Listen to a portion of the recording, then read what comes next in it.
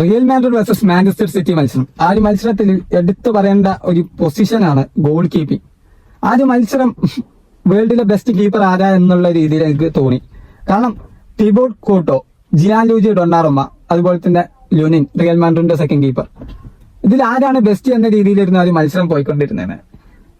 Thibaut quarto ഞാൻ എപ്പോഴും പറയുന്നതാണ് നിലവിലത്തെ വേൾഡ് ഫുട്ബോളിലെ ബെസ്റ്റ് കീപ്പർ തിബോട്ട് കോർട്ടോ ആണ് എന്റെ പേഴ്സണൽ അഭിപ്രായം. നിങ്ങൾക്ക് നിങ്ങളുടേതായിട്ടുള്ള അഭിപ്രായങ്ങൾ ഉണ്ടാവും, അതായി കമന്റ് ചെയ്യുക. അപ്പൊ അത്തരത്തിൽ നമ്മൾ ഇയാള് ഒരു ബെസ്റ്റ് കീപ്പർ ആണെന്ന് പറയുമ്പോൾ ചെറുക്കൻ അതിലുള്ള പണിയെടുക്കുന്നുണ്ട്. കാരണം സീനിയർ കരിയറിൽ ഇപ്പൊ പലപ്പോഴും നമ്മുടെ സോഷ്യൽ മീഡിയയിലൊക്കെ ഇപ്പൊ നിലവിൽ കാണുന്ന ഒരു സംഭവമാണ് നമ്മുടെ ബാഴ്സലോണൻ ഗോൾ കീപ്പറായ ഗാർഷ്യനെയും തിബോട്ട് കോർട്ടോനെയും കമ്പയർ ചെയ്യുന്നത്. അത് ശരിക്കും ശുദ്ധ മണ്ടത്തതാണ്. കാരണം അവന് ഒരു യങ് കീപ്പറാണ്. തിബോട്ട് കോർട്ടോ ഏകദേശം ഒരു 30-33 വയസ്സുണ്ടാകും ചങ്ങായിക്ക്. അത്ര എക്സ്പീരിയൻസ്ഡ് ആയിട്ടുള്ള കീപ്പറാണ്. പുള്ളിക്കാരൻ ചെൽസിക്ക് വേണ്ടി കളിച്ചിട്ടുണ്ട്, അത്ലറ്റിക്കോ മാഡ്രിഡിന് വേണ്ടി കളിച്ചിട്ടുണ്ട്. 2018 റിയൽ മാഡ്രിഡ് വന്ന ചങ്ങായാണ്. അപ്പൊ അത്രത്തോളം എക്സ്പീരിയൻസ് ഉണ്ട് തിബോട്ട് കോർട്ടോക്ക്.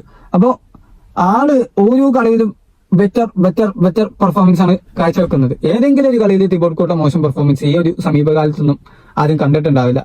പിന്നെ അതുപോലെ തന്നെ എടുത്തു പറയുന്നതാണ് സമീപകാലത്തെ റിയൽ മാഡ്രിഡിന്റെ എല്ലാ സക്സസിലും തിബോട്ട് കോർട്ടോയുടെ വലിയ പങ്കുണ്ട്. അതുപോലെ തന്നെ സമീപകാലത്ത് റിയൽ മാഡ്രിഡ് ഒരു സ്ട്രഗിൾ ചെയ്യുന്ന സമയത്ത് അത്തരത്തിലുള്ള ഒരു സ്ട്രഗിൾ മാത്രമാണ് ആ ടീമിന് കിട്ടിയത്. അത് തിബോട്ട് കോർട്ടോക്ക് പങ്കുണ്ട്. കാരണം കോർട്ടോ അവിടെ ഇല്ലെങ്കിൽ ഇതിൻകാട്ടിലും കൂടുതൽ ഡാമേജ് റിയൽ മാഡ്രിഡിന് വരും, എനിക്ക് വന്നിട്ടുണ്ടാകും എന്നുള്ളത് ഫാക്റ്റാണ്. അപ്പൊ ഇന്നലത്തെ മത്സരത്തിലും തിബോട്ട് കോർട്ടോ മാജിക് കണ്ടു. ജാതി സേവാണ് ചെങ്ങായി ചെയ്യുന്നത്. എങ്ങനെയൊക്കെയാണ് സേവ് ചെയ്യുന്നത്, അടിപൊളി മത്സരം. പിന്നെ ജിയാൻലൂജി ഡൊണ്ണാറുമ്മയുടെ കാര്യം എടുത്താൽ പുള്ളിക്കാരന്റെ ഒരു മാസ്റ്റർ ക്ലാസ്. എങ്ങനെയൊക്കെയോ സേവ് ചെയ്യണ്ടു. അത് നമ്മുടെ 2017 ഈ ഡൊണ്ണാറുമ്മന്റെ 16 വയസ്സിൽ കരിയർ സ്റ്റാർട്ട് ചെയ്ത ചങ്ങയാണ് AC മിലാന് വേണ്ടിയിട്ട്.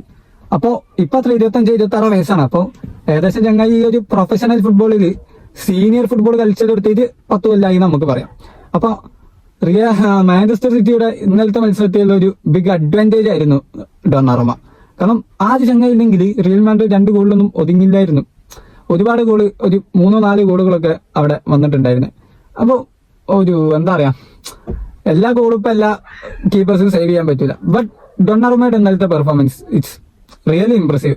ആ ഒരു ടീം അങ്ങനെ ഇപ്പോ തോറ്റിട്ടുണ്ടെങ്കിൽ അതിന് ഡൊണ്ണാറുമ്മക്ക് വലിയ പങ്കുണ്ട്. കാരണം ഡൊണ്ണാറുമ്മ ഇല്ലാത്ത സിറ്റി ഇതിൻകാട്ടിലും കൂടുതൽ ഗോൾ വാങ്ങിയത്. പിന്നെ പറയാനുള്ളത് റിയൽ മാഡ്രിഡിന്റെ സെക്കൻഡ് കീപ്പർ ആയ ലുനിനെ കുറിച്ചാണ്. പുള്ളിക്കാരൻ ഉക്രൈനിന്റെ ഫസ്റ്റ് കീപ്പറാണ്. പക്ഷെ റിയൽ മാഡ്രിഡിൽ ഒരു തിബോട്ട് കോർട്ടോ എന്ന എന്റെ ലേബലില് വേൾഡിലെ നിലവിലത്തെ ബെസ്റ്റ് കീപ്പർ ഇല്ലെങ്കിൽ ഒരുപാട് ചാൻസ് കിട്ടാവുന്ന, അല്ലെങ്കിൽ ലോകത്തിന് മുമ്പ് തനിക്കും ഇതിനുള്ള കപ്പാസിറ്റി ഉണ്ട് എന്ന് തെളിയിക്കുന്ന ചങ്ങായിരുന്നു ലുനിൻ. ആ ഒരു ലുനിന് ആ ഒരു സെക്കൻഡ് ഹാഫിൽ വരുന്നത് പിന്നെ ഒരു മാസ്റ്റർ ക്ലാസ് ആണ്. ലുനിന്റെ ഭാഗമുള്ള ഒരു മാസ്റ്റർ ക്ലാസ്.